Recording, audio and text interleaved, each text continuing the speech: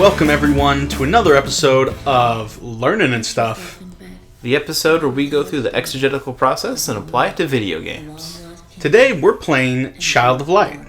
Yeah, a very, very beautiful game, and one of the first Ubi art games. But before we get started with that, Monkey, would you care to explain the exegetical process? The exegetical process is broken down into three main areas. First, you start off with the context of whatever it is you're analyzing. And this is the setting, both of the writer or the creator, as well as the setting of whatever is being written, like what is happening in the story itself. The second step is meaning, where we take a look at the message and the author's intent about what they're trying to convey through the story, whether that be the way they describe the appearance of things, or the way how things look, or the wording they use, or any sort of means they use to convey meaning and intent. And then finally, it comes on down to application, where we take those meanings, we take the lessons the author is trying to convey, and then we apply that to our lives, and we find ways we can have that be incorporated into how we live our lives. Yeah. So, what has happened so far, in regards to the context or the setting of the game, is there was once a princess, and with her father and her mother, and, her mother wasn't around. And the daughter was just kind of there with her father, and, everything was great until his heart grew lonely, and thus susceptible to other people. And he married, in the cutscene, a lady who had a very evil dress. And then the child fell asleep one night, and her body got colder and colder, and the next morning she didn't wake up, and for all intents and purposes, for this game, she appeared to be dead. Oh, awesome. Yes, and so another interesting thing about this game is everything is done in poem and rhyme. Which is something really, really cool. Yeah. And it looks beautiful. Right, I really like this art style that they have going on here. Not just like the lighting on the character, but I like the color palette they're using for everything. Yeah. What was that like a big dog thing? Or? That was a giant dog thing. Awesome. Yeah. It's a little scary.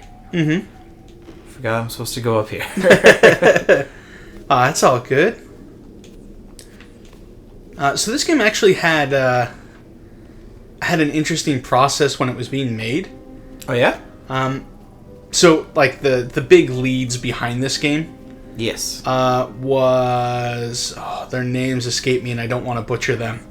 But it was the lead game designer and the writer, two separate people, from, I think it was Rainbow Six Vegas 2.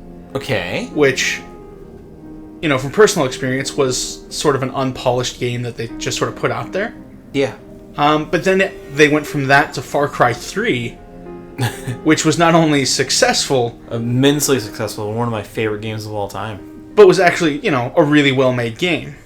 Yeah. As well. And then from that, after they were successful there, for the creative process, the writer and the lead game designer, they have worked together a lot, because they connect with each other. Yeah. Which is a really big thing when it comes to creating, especially when creating art. And so what they did is, the lead game designer in particular had been taking a look at, after Far Cry 3, had been taking a look at some, I want to say 19th and early 20th century fairy tale artwork. Wow. And while he was taking a look at that, he was like, man, this is really, really something. I'm really into this, and I want to do more with this. So while he was taking a look at that, he would then start to listen to music. So he would pick out things like some Final Fantasy musics, and he created for himself his own sort of fake soundtrack of if this was a game using these art pieces as what the game looks like, what would it sound like? That's really cool. And as you can tell in the background, like the music in this game overall is very beautiful. Mm-hmm. And it's super colorful. Yeah, it is. Which I really like.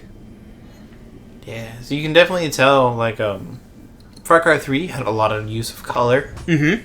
Just because it took place in this beautiful jungle area. Yeah, where they were able to, really do a lot with that. Yeah, but with all of that, it was all very realistic colors, and it wasn't super stylized other than just the style overall of the game. Uh-huh. But then you have this game, which is... It's like looking at a child's picture book. Right, which was what they were really going for. So, what the lead game designer and the writer, when they had come up with, like, these are the art pieces that were inspired by, and here's the sound to go along with it, they ended up meeting with an Ubisoft representative and were like, here's the game. Will you give us the money to make this? And they were like, you were really successful with Far Cry 3. We're gonna, you have the green light for this. Yeah. So they gave them the go-ahead, and, obviously with a much smaller team than what they had for Far Cry 3.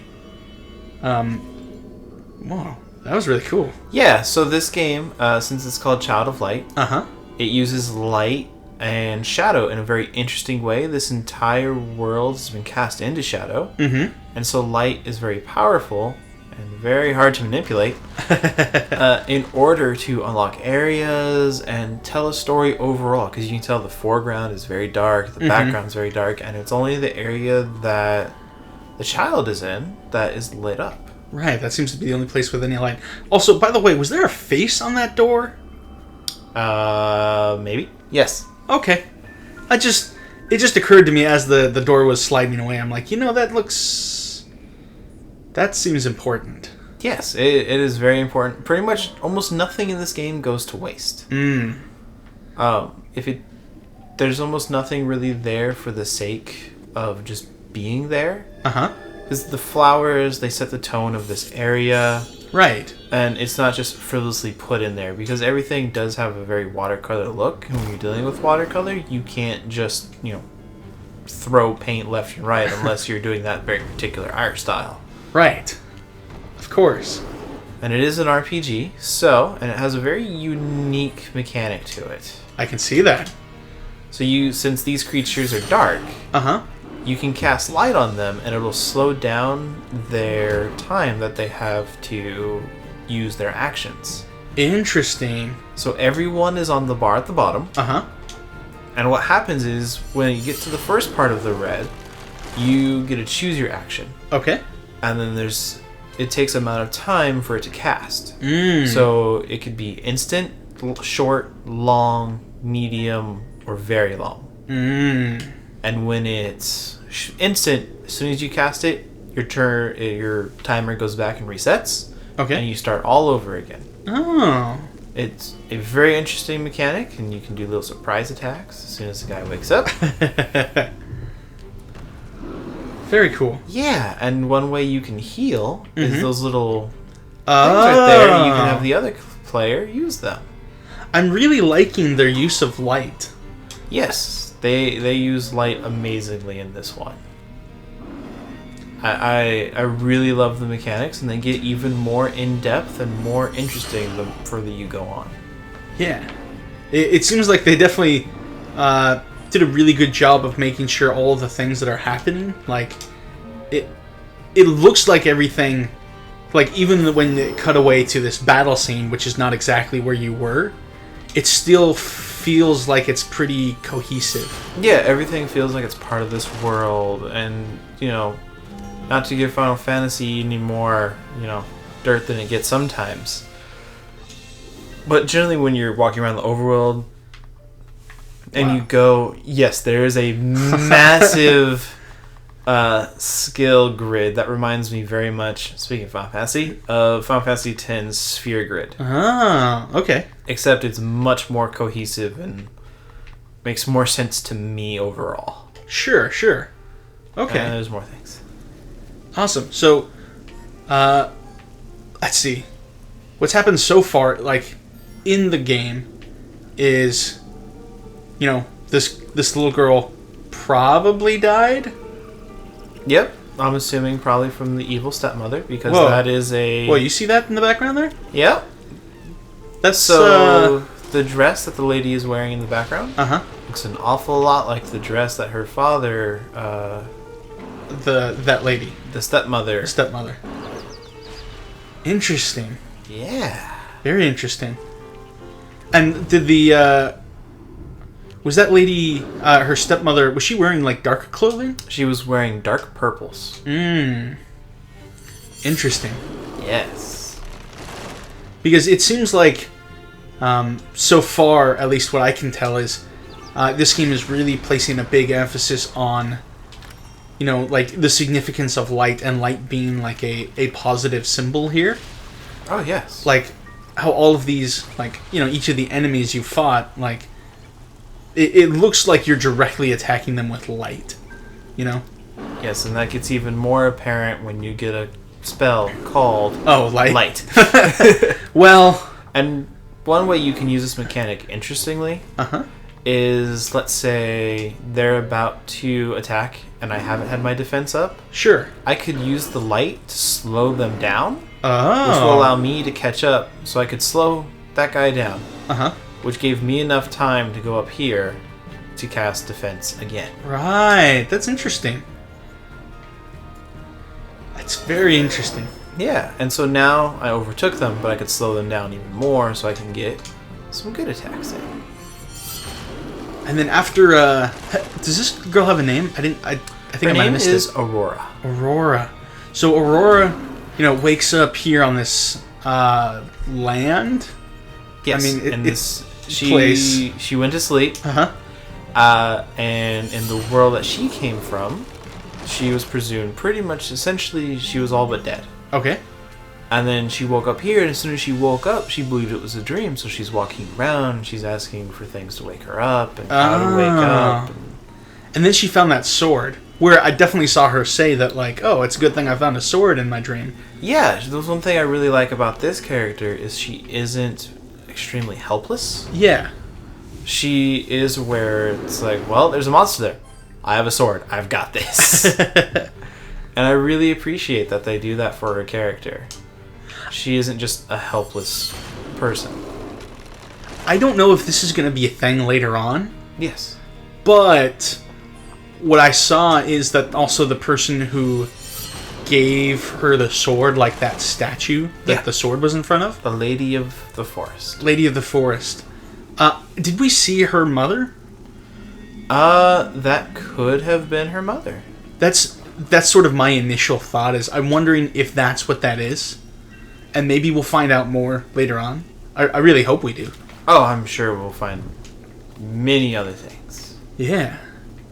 And now you're exploring, like, this crazy, both beautiful and just crazy world. Yes, it is a very beautiful and indeed a very crazy world.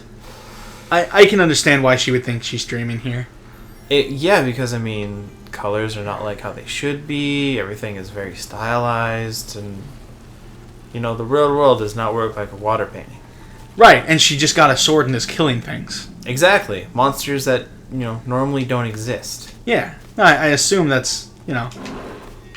At least I assume that's not a thing she normally has to deal with. I would hope not. I mean, that would be awful. Mm-hmm. For sure. And I really like just, you know, how healing works, because if you take too much damage, there's the little blue lights and the little purple lights. Uh-huh. And that refills your health and mana. Oh, I really, really like that. Yeah. That's super cool. And you could, like, if you're not sure what you're playing... Oops, didn't want to do that yet. You can just go up to things and, like, shine light on them. Mm-hmm. You can slow them down and, you know, use it to your advantage. Yeah. It seems like light is... I mean, obviously, you know, the game is called Child of Light. Yes. It seems everything revolves around light, which is really interesting because it's already creating some interesting, like, aesthetic choices. Yeah.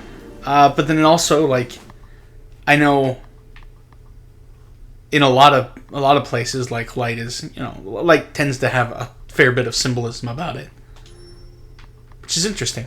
Yeah, I mean, there is a lot of symbolism with the whole light and shadow, and they talk about that in a cutscene. Oh. That we haven't quite gotten to yet. Okay, maybe jumping the gun a little bit. But hey, that's what we're here to talk about. Mm-hmm.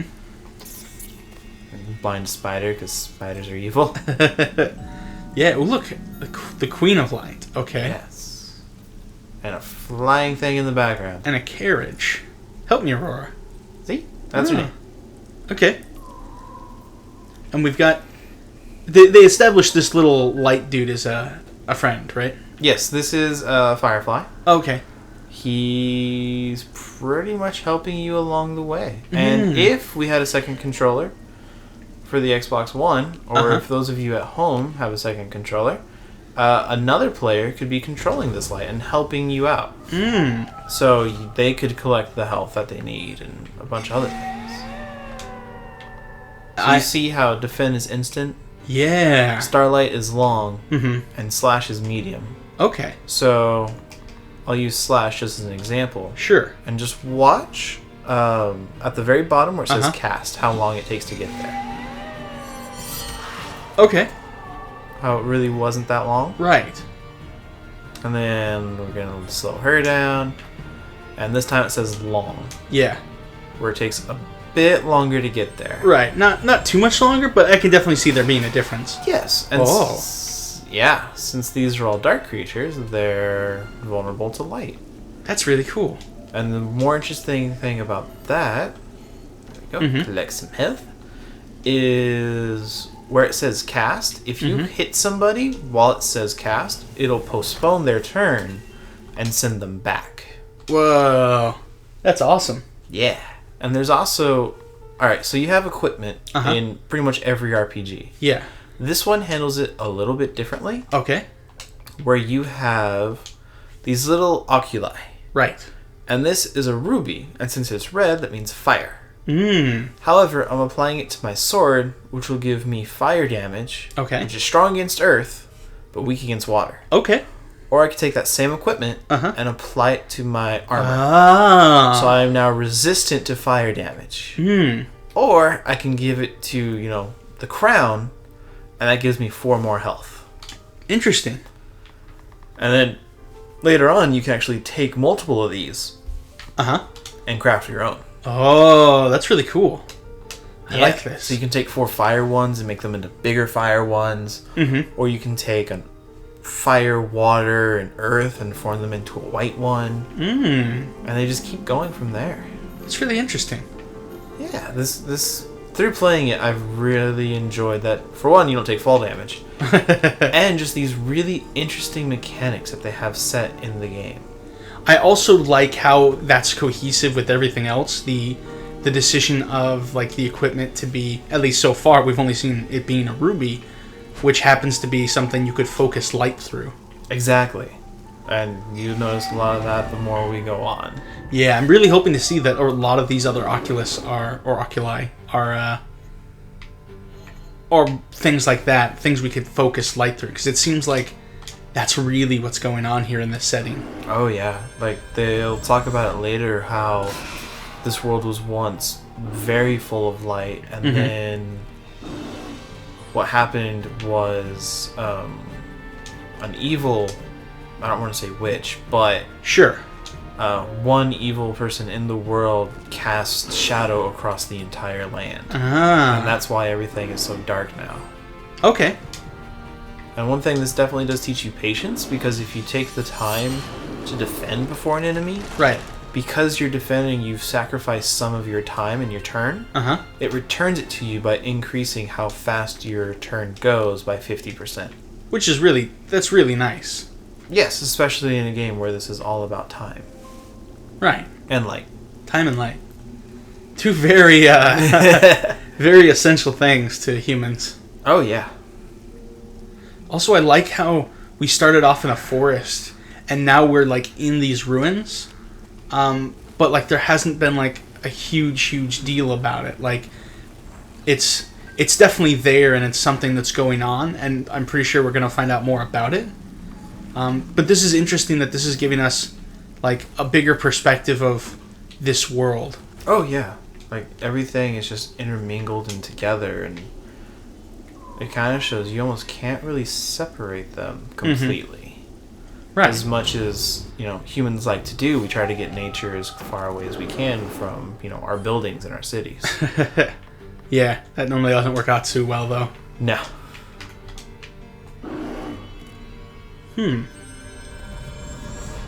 Is that an airship in the background? Those airships? Where? In the background. That would be a floating... I don't think it's an airship. I do believe it is just like a floating land. Oh, okay. Nope, never mind. There are bubbles. Yeah. There's... Let's shine some light on there. That would indeed be an airship. All right.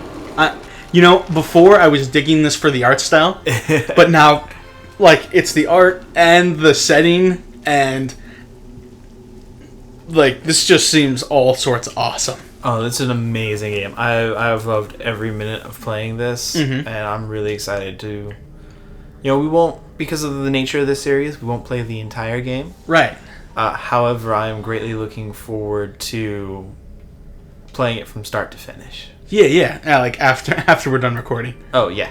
Because I know, since I've been playing games that are a little more hardcore and more adult, it's really refreshing to go back in and play basically a fairy tale. Yeah, which is really, really, that's really cool. And I'm... Oh. Yeah, you charge it with light. Yeah, I really like that. Yeah. This game is amazing. And I'm really glad that Microsoft gave it out for the Xbox One for free. And I know games take a lot of work to do. Yes, they do. And I'm very appreciative of the people that put their hard work into this. Especially, this is becoming one of my favorite games just because of the mechanics and the art style and the story. But also... Far Cry 3 was also one of my favorite games for completely different reasons. Just because it was so well made and a lot of fun just to fool around with. And it was a very adult, very psychological game as well. Right. And just that this came from the same person is that's mind-bending. Yeah. That's after you make something like that, that's not something you expect to come out of a person like that afterwards.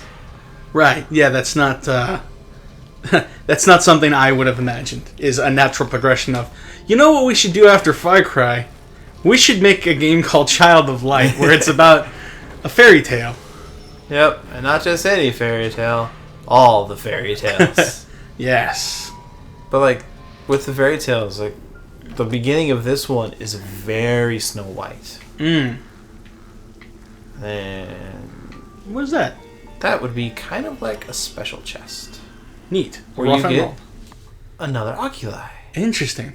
I like this. But this one does earth damage. Okay.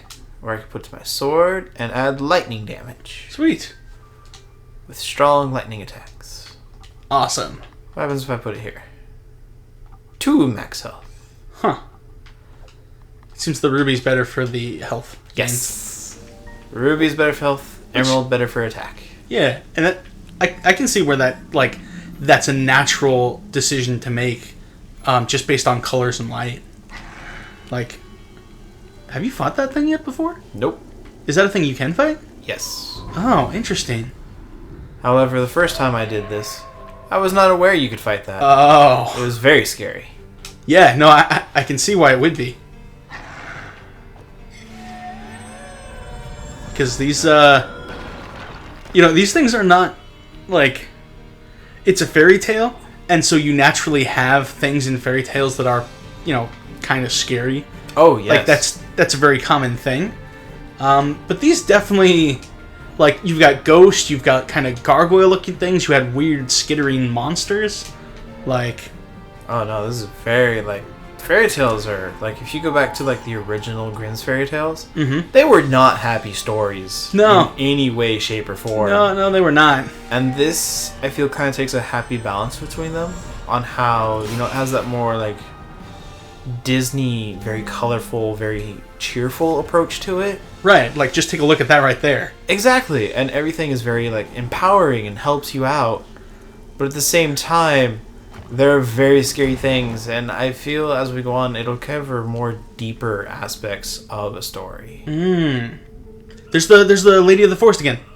Yep, there she is. And this looks like a temple, right? Yes. Or some sort of cathedral. Like the stained glass sort of gives that impression. Oh, yeah. So I'm wondering... Man, so obviously this Lady of the Forest is an important thing going on here. Oh, yes.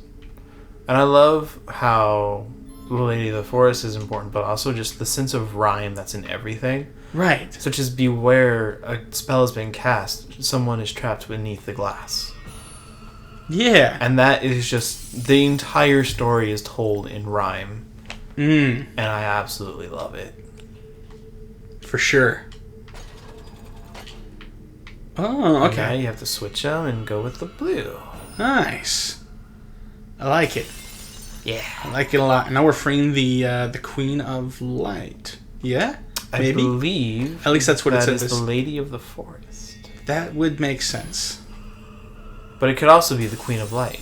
Right. Well, the reason I said that is because earlier on the screen when we entered this area... Oh, Queen of Night. Oh. Tiny nothing flocks of red. Well, is this a boss fight? This would be the boss fight. Oh, I love this. And she's still thinking it's a dream. Oh yeah, she thinks this is a dream the entire time. The whole way through? Well, as of now. Sure. I mean, yeah. Man. Oh. Probably should defend it again. Probably. That probably would have been a wise decision. Oh. Okay. He made himself faster. Yeah. Which is why then you definitely have to use the light to just kind of slow him down. Yeah. Huh. Also, they don't have their heads on their heads. They do not. They are holding them in their hands. Because that's what you do, don't you know? I mean, sure. No, I guess. That seems reasonable. Yeah. And one thing I really like about this game is it gives you incentives to... it lets you use the system how you think you should. You could just sit there and slow everybody down the entire time. Right. Or you can use it a little more strategically and let them kind of attack. And then slow them down when it's your turn to attack. And you can sort of set the pace of the battle. Yeah, that's really good. I like that it allows for that and it's not going to hinder you from making those decisions. Oh, no. Which, going back to the writer... was he the writer of Far Cry 3 or was he the writer of Vegas? Both. Oh, okay. Right. It was the two of them. The lead game designer and the writer have been working on their things together in those roles for several games now. Oh, okay. They just really like working together because they know how each other operates and they have a very similar idea of what they want. If they go about it very differently. Yeah. So the writer had, he approaches things from this writing perspective. In an interview, he had said that he really likes, their goal. They both are approaching this as this is a means to tell a story. Yeah. But while the writer is taking a look at it from the perspective of dialogue and decisions or what's being said and the general flow of the narrative. Yeah. The lead designer also wanted to tell that same story and they were on the same page for the story, but he was approaching it from the mechanics standpoint of here's how we can convey this world and this story through the mechanics of the game. Okay. Which I think is a really cool idea. Oh yeah, I really love it. I really like it when two people are together through the whole time and they want to tell the same story and using this as basically a tool to tell a very wonderful story. Yeah, absolutely. Collect wishes. Yes, so earlier they were talking about how these little plants... Right. When they glow and you touch them and release what's in the light inside, the light are wishes. Oh, that adds a whole nother depth to what's going on here. Oh yeah, and we will explore that depth next week on the next episode where we'll be discussing meaning. Awesome. Well, I hope to see you all there, and have a good day. Bye. Bye.